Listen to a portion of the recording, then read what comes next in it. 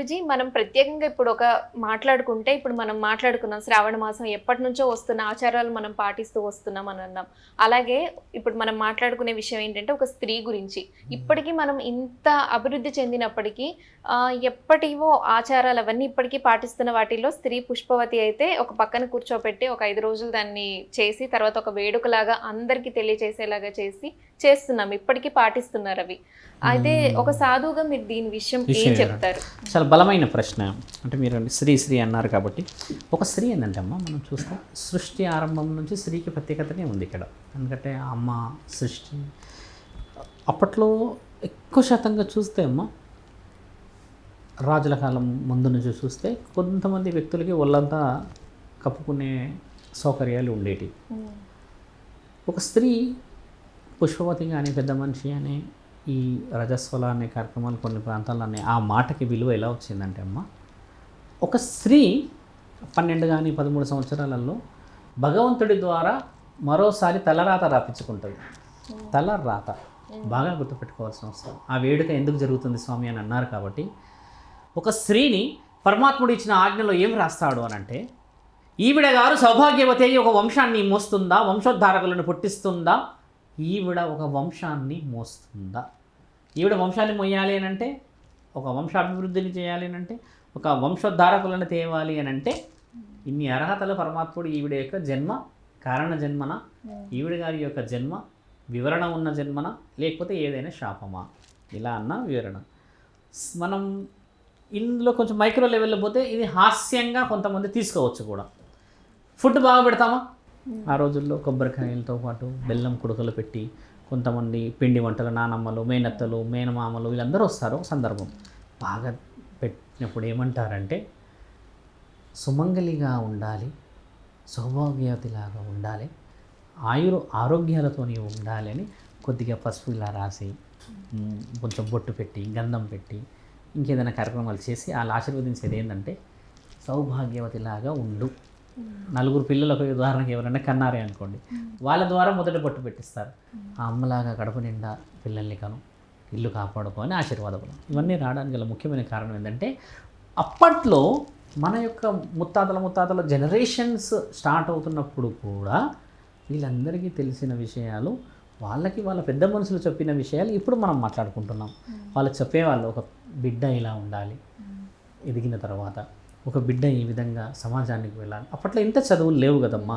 No we are in modern culture. ఒకప్పుడు ఏంటంటే we are in only our culture, there is no modern కదా. ఆ కల్చర్లో వాళ్ళు ఇలా మూల కూర్చోవాలి, లేదంటే ఇలా ఎత్తులో కూర్చోకూడదు, వంటగదిలో వంట చేసుకొని వచ్చిన తర్వాత భర్తతో ఇలా కూర్చొని తినాలి, ఇలా కూర్చొని ఈ తరుణాలన్నీ నేర్పించేవాళ్ళు పెద్ద మనుషులు.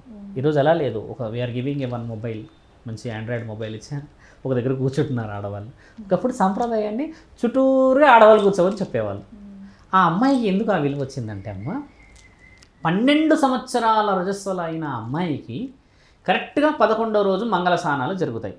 పరమాత్ముడి ఆజ్ఞ ప్రకారంగా పుణ్యమైన స్నానాలు.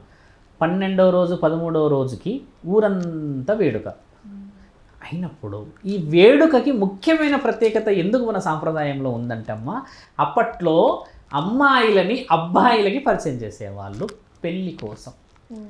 అప్పట్లో ఇంత అడ్వాన్స్ లేదుగా. ఈ ఊరు ఈడు ఉంటే అమ్మ ఒక 10-12 కిలోమీటర్లకు ఇంకో ఊరు ఉండేది. ఈ ఊర్లో ఒక సందర్భం రావడానికి పెద్ద మనుషులందరూ వెళ్ళేసి చెప్పేసి వస్తే చూసుకోవడానికి ఒక తరుణం ఉండేది. ప్రతి తండ్రికి కానీ తల్లికి కానీ బాధ్యత ఉండేది. అలా వచ్చినప్పుడు ఓహో పలానా ఇంట్లో పలానా ఒక అమ్మాయి ఒక వంశానికి సిద్ధంగా ఉన్నది, ఏదైనా మాటలు ఏదైనా మర్యాదలు చేసేవాళ్ళు ఉంటే చేయాలన్న ఒక తరుణం ఉంటే అమ్మ ఇంకో తరుణం ఏంటంటే అప్పట్లో ఈ కూర్చునే తరుణం మీరు అంటున్న ఆ పెద్ద మనిషి అనే కార్యక్రమం కాగానే కరెక్ట్గా 13వ రోజు కానీ 14వ రోజు కానీ 15వ రోజు అంటే 21 రోజుల లోపల పెళ్ళి అయిపోయేది. అక్కడ పెళ్ళి కూడా జరిగేది. కొంతమంది వచ్చి పెళ్ళి కూడా చేసుకునేవారు. అలాంటి తరుణాలు మన దగ్గర ఉన్నాయమ్మా. ఇప్పుడు మనం యూట్యూబ్లో కూర్చొని మాట్లాడుకుంటే కొంతమంది కామెంట్ ఏం పెడతారు అంటే అలా జరగలేదు ఇలా జరగలేదు అంటారు. కానీ వీరేశలింగం పంతులు గారి మరి బాల్య వివాహాల గురించి గొడవడైతే పుస్తకాలు చదవలేదా? బారిస్టార్ పార్వతీశం గారు చేసిన ప్రయాణంలో జరిగిన ఎదుడు ఆయన ఏమి అని చెప్పలేడా? తెలుగు పాఠాల్లో రాసున్నాయి కదా, 6వ క్లాసులో 7వ క్లాసులో రాసున్నాయి. ఇవన్నీ రుజువులే కదా. ఇప్పుడు కొంతమంది గొడవ కూడా పడ్డారు, బాల్య వివాహాలు చేయకూడదు, అమ్మాయి భర్త చనిపోగానే అదే చితిలో కాలకూడదు అని రాసున్నాయి మన దగ్గర. వీఆర్ టాకింగ్ అదొక్కటి సెన్సే. అలా జరుగుతున్న తరుణంలో ఏం జరిగేదంటే అమ్మ మీరన్న ఆ ప్రత్యేకత ఎందుకు వచ్చింది వాళ్ళకి అంటే తల్లిదండ్రులు పెళ్లి చేసే ఆ కార్యక్రమాన్ని అంగరంగ వైభవంగా అప్పచెప్పేవాళ్ళు. ఇప్పుడు ఏజ్ మారింది, రిస్ట్రిక్షన్స్ మారింది కాబట్టి 18 నుంచో 20కి వచ్చేసరికి ఆ యొక్క 13, 14 వచ్చినప్పుడు తల్లిదండ్రులకి ఏంటంటే, నేను ఇందాక ఒక మాట చెప్పాను, సాంప్రదాయాలు ఖచ్చితంగా ఏదో విధంగా మన దగ్గర వస్తుంటాయి అన్నా కదమ్మా, ఆ తరుణమే ఇక్కడ పాటిస్తున్నారు. అంతేకాని పెళ్ళిళ్ళ గురించి పాటిస్తలేరు ఇక్కడ. ఏ తండ్రికి ఏ తల్లికి ఉండదు చెప్పండి, బిడ్డని ఒక కార్యక్రమంలో తీసుకొని వచ్చి హడావిడిగా 10 మందికి పరిచయం చేస్తున్నప్పుడు తల్లిదండ్రులు ఒకటే బాధ ఏముంటుంది తెలుసా అమ్మ, అక్కడ ఫంక్షన్ అయితే అందరూ ఆనందంగా ఉంటే వీళ్ళిద్దరి గుండె హెవీగా కొట్టుకుంటుంది. ఏంటంటే బిడ్డ తరుణం పెద్దగా అయిపోయింది, ఒక ఇల్లు లేకపోయింది, అప్పులేమి ఎక్కువైపోయాయి, బ్యాలెన్స్ ఏమీ లేకపోయింది, ఇప్పుడు ఈ ఫంక్షన్ కూడా అంతో చేసి తీసుకొని వచ్చాం, సడన్గా రేపటి రోజు మంచి కార్యక్రమాలు అవ్వాలి అంటే పెళ్లి కావాలి, పైకి బరువు పడిపోయిందని వీళ్ళ కంగారు అదే ఉంటుంది. నువ్వు ఏది పెట్టినా సరే వాళ్ళ కంగారు అయితే మనం తీర్చలేం కదమ్మా. ఈ భయంతో కూడా వాళ్ళు పండగ చేస్తారు బిడ్డల ఆనందం కోసమే. ఇప్పుడు చేస్తుంది బిడ్డ ఆనందం కోసమే ఈ కార్యక్రమాలు. ఒకప్పుడు పెళ్లిళ్ళ గురించి చేసేవాళ్ళు, అప్పట్లో ఉన్న మనుషులు చాలా తక్కువ మంది కాబట్టి అమ్మ ఆ తరుణాలు వేరు. ఇప్పుడు ఇది ఒక రకమైన ఫంక్షన్ లాగా ఓని అంటారు, శారీ ఫంక్షన్ అంటారు, పార్టీ కల్చర్ లాగా అయిపోయింది. ఫంక్షన్ కూడా అంటే ఏం ఫంక్షన్, అన్ని ఫంక్షన్స్ అయిపోయి ఇది కూడా ఒక ఫంక్షన్ లాగా అయిపోయింది. ఒడి నింపుతారు. అవునవును.